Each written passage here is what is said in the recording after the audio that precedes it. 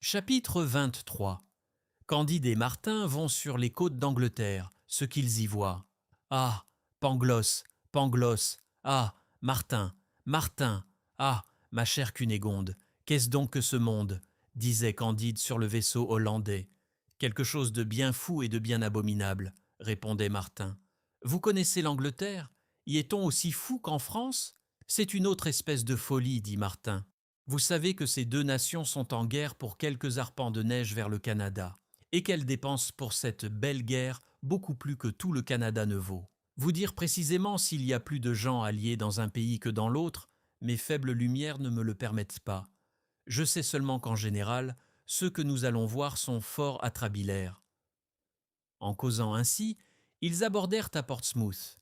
Une multitude de peuple couvrait le rivage et regardait attentivement un homme assez gros, à genoux sur le pont d'un des vaisseaux de la flotte, les yeux bandés. 4 soldats, placés vis-à-vis de lui tirèrent chacun 3 balles dans la tête, le plus paisiblement du monde, et toute l'assemblée s'en retourna extrêmement satisfaite. « Qu'est-ce donc que tout ceci ?» dit Candide. « Et quel démon exerce partout son empire ?» Il demanda qui était cet homme qu'on venait de tuer avec tant de cérémonie. « C'est un amiral, lui répondit-on. Et pourquoi tuer cet amiral? Parce qu'il n'a pas fait tuer assez de monde. Il a livré combat à un amiral français, et l'on a jugé qu'il n'était pas assez près de lui. Mais, dit Candide, l'amiral français était aussi loin de l'amiral anglais que celui-ci l'était de l'autre. Cela est incontestable, répondit-on. Mais dans ce pays-ci, il est bon de tuer de temps en temps un amiral pour encourager les autres. Candide fut si étourdi et si choqué de ce qu'il voyait et de ce qu'il entendait qu'il ne voulut même pas mettre pied à terre. Il fit son marché avec le patron hollandais, dût-il le voler comme celui de Suriname, pour être conduit sans délai à Venise. Le patron fut prêt en 2 jours. On longea les côtes de France, on passa en vue de Lisbonne et Candide frémit. On entra dans le détroit, puis dans la Méditerranée. Enfin, on aborda à Venise. « Dieu soit loué !» dit Candide en embrassant Martin. « C'est ici que je reverrai la belle Cunégonde. Je compte sur Cacambo comme sur moi-même.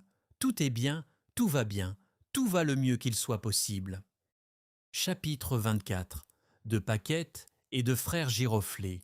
Dès qu'il fut à Venise, il fit chercher Cacambo dans tous les cabarets, dans tous les cafés, chez toutes les filles de joie, et ne le trouva point.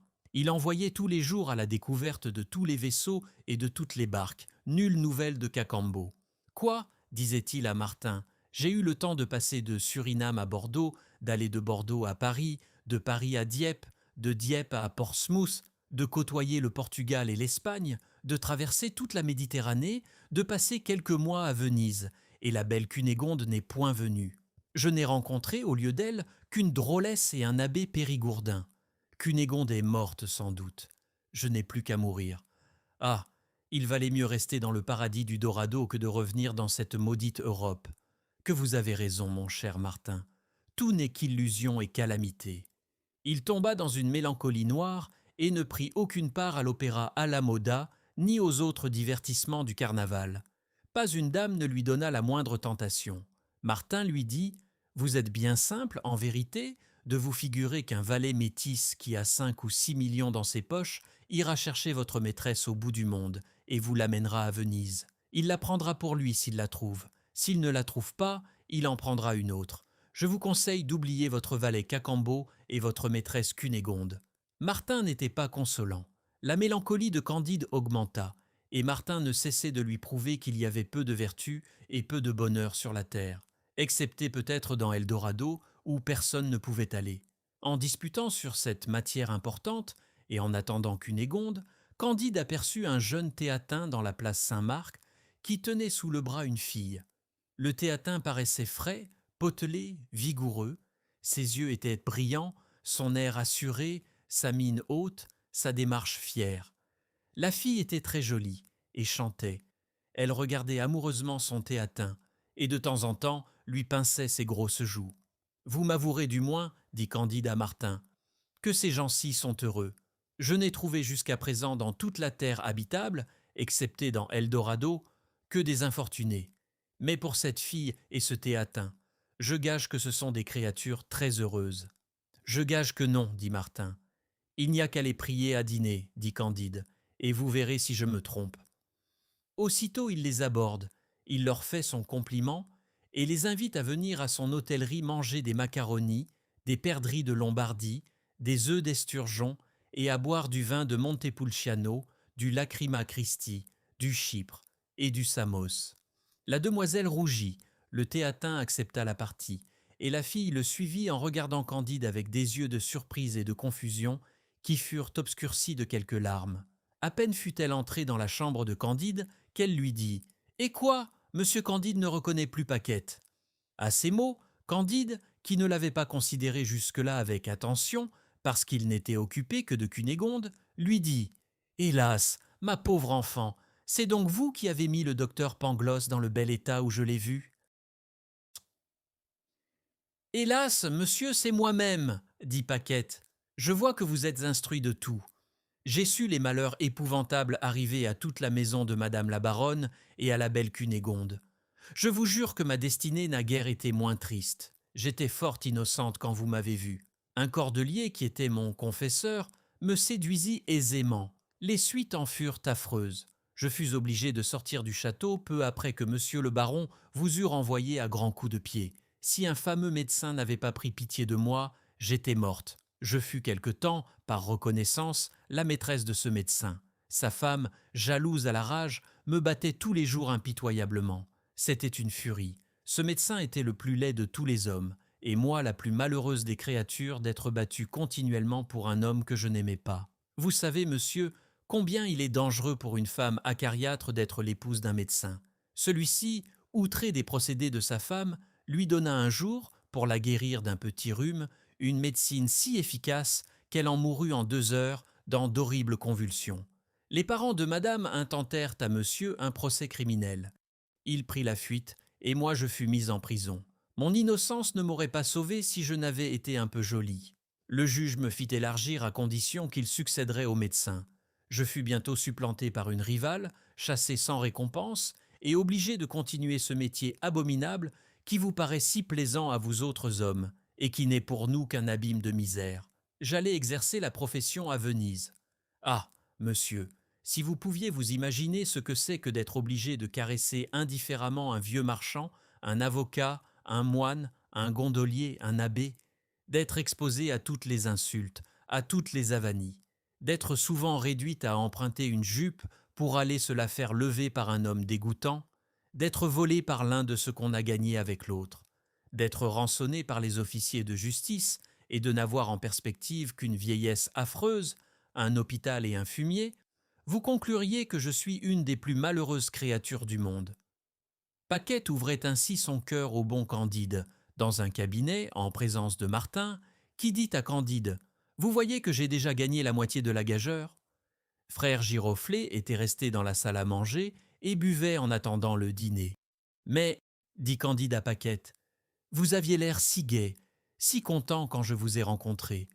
Vous chantiez, vous caressiez le théatin avec une complaisance naturelle.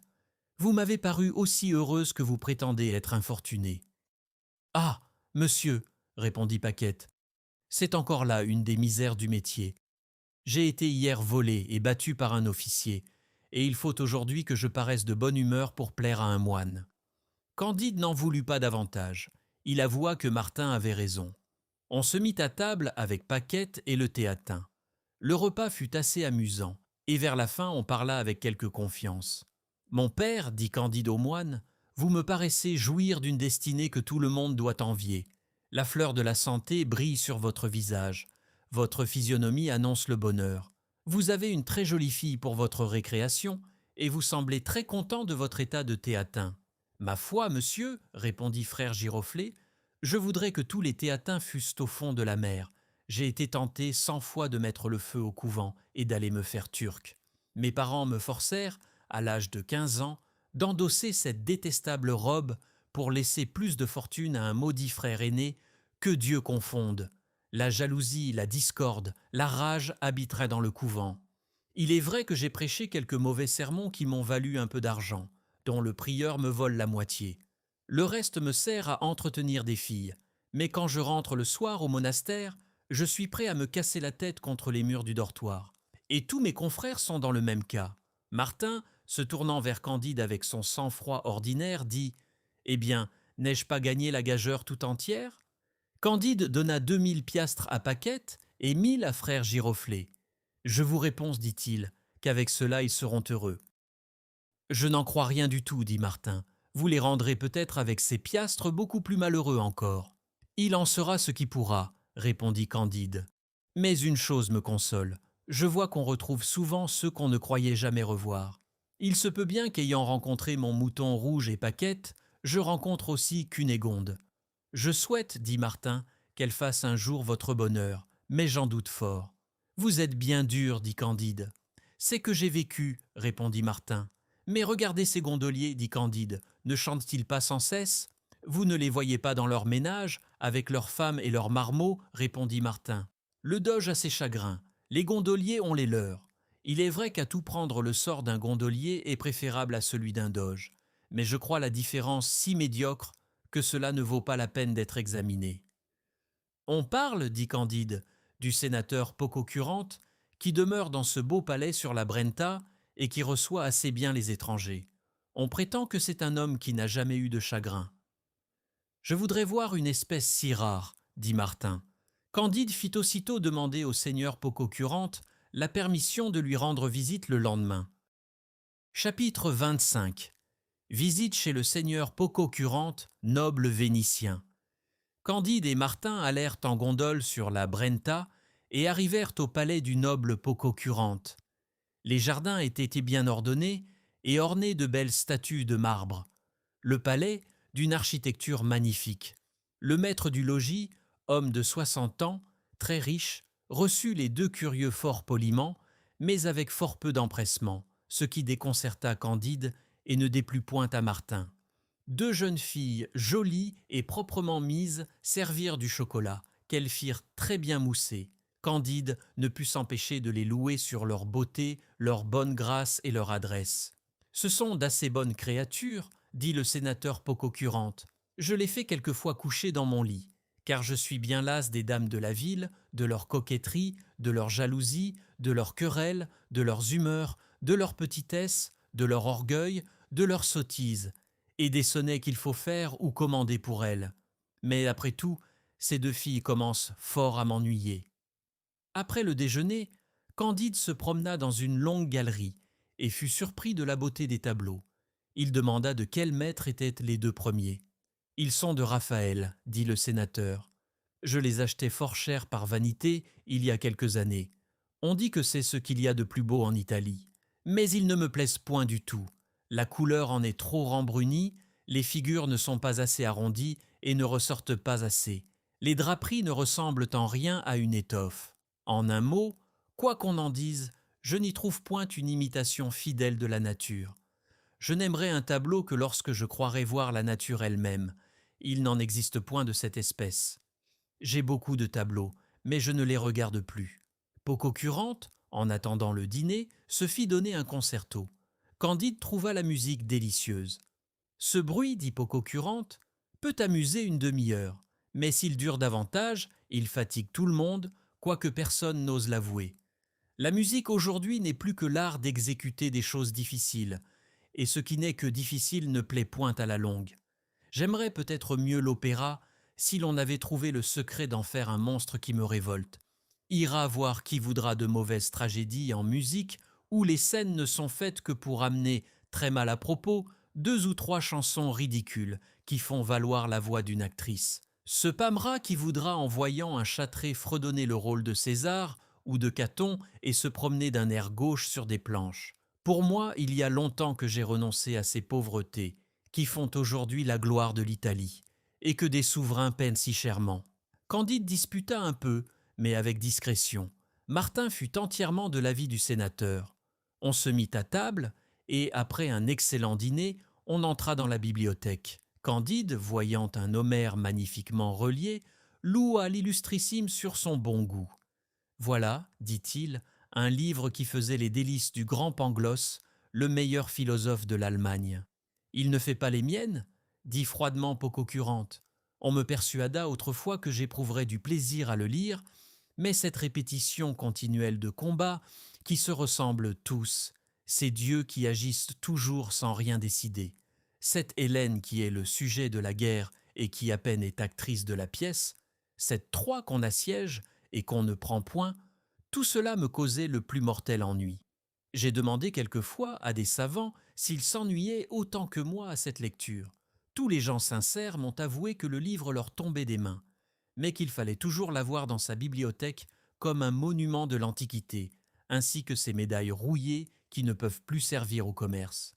Votre Excellence ne pense pas ainsi de Virgile ? Dit Candide.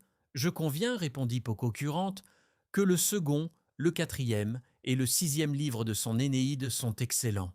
Mais pour son pieux aîné, le fort Cloante, l'ami Achate, le petit Ascagne, l'imbécile roi Latinus, la bourgeoise Amata et l'insipide Lavinie, je ne crois pas qu'il y ait rien de si froid ni de plus désagréable.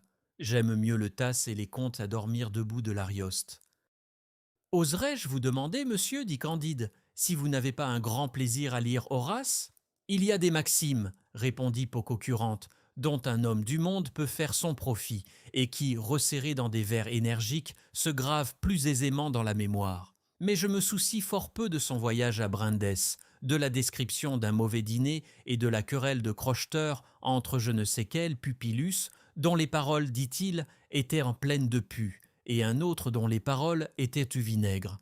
Je n'ai lu qu'avec un extrême dégoût ces vers grossiers contre des vieilles et contre des sorcières, et je ne vois pas quel mérite il peut y avoir à dire à son ami Mécène que s'il le met au rang des poètes lyriques, il frappera les astres de son front sublime. Les sots admirent tout dans un auteur estimé. Je ne lis que pour moi, et je n'aime que ce qui m'est utile. Candide, élevé à ne jamais juger de rien par lui-même, était fort étonné de ce qu'il entendait, et Martin trouvait la manière de penser de Pococurante assez raisonnable. « Chima, oh, voici un Cicéron, dit Candide. Pour ce grand homme-là, je pense que vous ne vous lassez point de le lire. »« Je ne le lis jamais, répondit le Vénitien. Que m'importe qu'il ait plaidé pour Rabirius ou pour Cluentius. J'ai bien assez des procès que je juge. Je me serais mieux accommodé de ses ouvrages philosophiques. Mais quand j'ai vu qu'il doutait de tout, j'ai conclu que j'en savais autant que lui et que je n'avais besoin de personne pour être ignorant. Ah, voilà 80 volumes de recueils d'une académie des sciences, s'écria Martin. Il se peut qu'il y ait là du bon. Il y en aurait, dit Pococurante, si un seul des auteurs de ces fatras avait inventé seulement l'art de faire des épingles. Mais il n'y a dans tous ces livres que de vains systèmes, et pas une seule chose utile. Que de pièces de théâtre je vois là, dit Candide, en italien, en espagnol, en français. Oui, dit le sénateur, il y en a 3000, et pas 3 douzaines de bonnes. Pour ces recueils de sermons, qui tous ensemble ne valent pas une page de Sénèque, et tous ces gros volumes de théologie, vous pensez bien que je ne les ouvre jamais, ni moi ni personne. Martin aperçut des rayons chargés de livres anglais. Je crois, dit-il, qu'un républicain doit se plaire à la plupart de ces ouvrages écrits si librement. Oui, répondit Pococurante, il est beau d'écrire ce que l'on pense. C'est le privilège de l'homme. Dans toute notre Italie, on n'écrit que ce qu'on ne pense pas. Ceux qui habitent la patrie des Césars et des Antonins n'osent avoir une idée sans la permission d'un Jacobin. Je serais content de la liberté qui inspire les génies anglais, si la passion et l'esprit de parti ne corrompaient pas tout ce que cette précieuse liberté a d'estimable. Candide, apercevant un Milton, lui demanda s'il ne regardait pas cet auteur comme un grand homme. « Qui » dit Pococurante. « Ce barbare qui fait un long commentaire du premier chapitre de la Genèse, en 10 livres de verdure, ce grossier imitateur des Grecs qui défigure la création, et qui, tandis que Moïse représente l'être éternel produisant le monde par la parole, fait prendre un grand compas par le Messie dans une armoire du ciel pour tracer son ouvrage. Moi, j'estimerais celui qui a gâté l'enfer et le diable du Tasse, qui déguise Lucifer tantôt en crapaud, tantôt en pygmée, qui lui fait répéter 100 fois les mêmes discours, qui le fait disputer sur la théologie, qui, en imitant sérieusement l'invention comique des armes à feu de l'Arioste, fait tirer le canon dans le ciel par les diables. Ni moi ni personne en Italie n'a pu se plaire à toutes ces tristes extravagances. Le mariage du péché et de la mort et les couleuvres dont le péché accouche font vomir tout homme qui a le goût un peu délicat, et sa longue description d'un hôpital n'est bonne que pour un fossoyeur. Ce poème obscur, bizarre et dégoûtant fut méprisé à sa naissance. Je le traite aujourd'hui comme il fut traité dans sa patrie par ses contemporains. Au reste, je dis ce que je pense et me soucie fort peu que les autres pensent comme moi. Candide était affligé de ses discours. Il respectait Homère, il aimait un peu Milton. « Hélas !» dit-il tout bas à Martin, « j'ai bien peur que cet homme-ci n'ait un souverain mépris pour nos poètes allemands. » « Il n'y aurait pas grand mal à cela, » répondit Martin. « Oh, quel homme supérieur !» disait encore Candide entre ses dents. « Quel grand génie que ce Pococurante! Rien ne peut lui plaire. » Après avoir ainsi parcouru tous les livres, ils descendirent dans le jardin. Candide en loua toutes les beautés. « Je ne sais rien de si mauvais goût, dit le maître. Nous n'avons ici que des colifichets, mais je vais dès demain en faire planter un d'un dessin plus noble. » Quand les deux visiteurs eurent pris congé de son Excellence, « Or ça, dit Candide à Martin, vous conviendrez que voilà le plus heureux de tous les hommes, puisqu'il est au-dessus de tout ce qu'il possède. » « Ne voyez-vous pas, répondit Martin, qu'il est dégoûté de tout ce qu'il possède ? Platon a dit il y a longtemps que les meilleurs estomacs ne sont pas ceux qui rebutent tous les aliments. Mais, dit Candide, n'y a-t-il pas du plaisir à tout critiquer, à sentir des défauts où les autres croient y voir des beautés ? C'est-à-dire, reprit Martin, qu'il y a du plaisir à n'avoir pas de plaisir. Eh bien, dit Candide, il n'y a donc d'heureux que moi, quand je reverrai mademoiselle Cunégonde. C'est toujours bien fait d'espérer, dit Martin. Cependant, les jours et les semaines s'écoulaient, Cacambo ne revenait point, et Candide était si abîmé dans sa douleur qu'il ne fit même pas réflexion que Paquette et frère Giroflée n'étaient pas venus seulement le remercier. Chapitre 26. D'un souper que Candide et Martin firent avec 6 étrangers, et qui ils étaient. Un soir que Candide, suivi de Martin, allait se mettre à table avec les étrangers qui logeaient pendant la même hôtellerie, un homme au visage couleur de suie l'aborda par derrière et, le prenant par le bras, lui dit « Soyez prêts à partir avec nous, n'y manquez pas. » Candide se retourna et reconnut Cacambo. Il n'y avait que la vue de Cunégonde qui eût pu davantage l'étonner et lui plaire. Il fut sur le point de devenir fou de joie. Il embrassa son cher ami. « Cunégonde est ici, sans doute ? Où est-elle ? Conduis-moi vers elle, que je meure de joie d'ici avec elle. »« Cunégonde n'est point ici, répondit Cacambo. Elle est à Constantinople. »« Ah ! Ciel, à Constantinople, mais fût-elle en Chine, j'y vole. Partons. »« Nous partirons après souper, dit Cacambo. Je ne puis vous en dire davantage. Je suis esclave, mon maître m'attend. Il faut que j'aille le servir à table. Ne dites mot, soupez et tenez-vous prêts. » Candide, partagé entre la joie et la douleur, charmé d'avoir revu son fidèle agent, étonné de le voir esclave, plein de l'idée de retrouver sa maîtresse, le cœur agité et l'esprit bouleversé, se mit à table avec Martin, qui considérait ses aventures avec sang-froid et avec 6 étrangers venus passer le carnaval à Venise. Cacambo, qui versait à boire à l'un de ces 6 étrangers, s'approcha de l'oreille de son maître vers la fin du repas et lui dit « Sire, votre majesté partira quand elle voudra. Le vaisseau est prêt. » Ayant dit ces mots, il sortit. Les convives, étonnés, se regardèrent sans proférer une seule parole lorsqu'un autre domestique, s'approchant de son maître, lui dit « Sire, la chaise de votre majesté est à Padoue, et la barque est prête. » Le maître fit un signe, et le domestique partit. Tous les convives se regardèrent encore, et la surprise redoubla. Un 3e valet, s'approchant d'un 3e étranger, lui dit « Sire, croyez-moi, votre majesté ne doit pas rester ici plus longtemps. Je vais tout préparer. » Et il disparut aussitôt. Candide et Martin ne doutèrent plus qu'il ne s'agit d'une mascarade du carnaval. Un 4e domestique dit au 4e maître « Votre majesté partira quand elle voudra. » Et il sortit comme les autres. Le 5e valet en fit autant au 5e maître.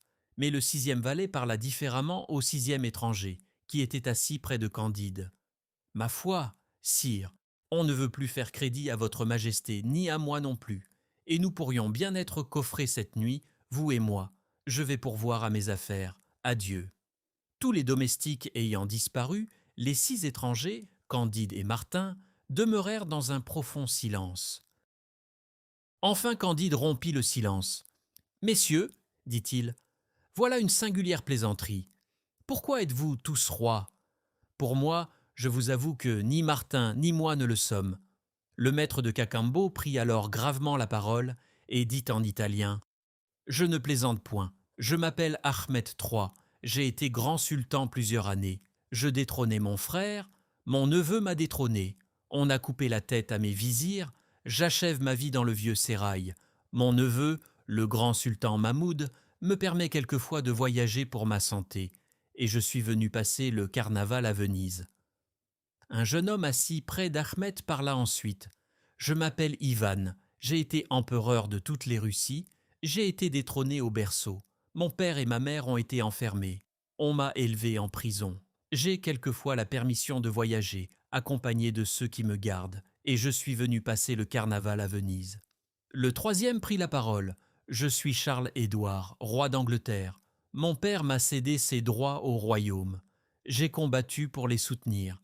On a arraché le cœur à 800 de mes partisans, et on leur en a frappé les joues. J'ai été mis en prison.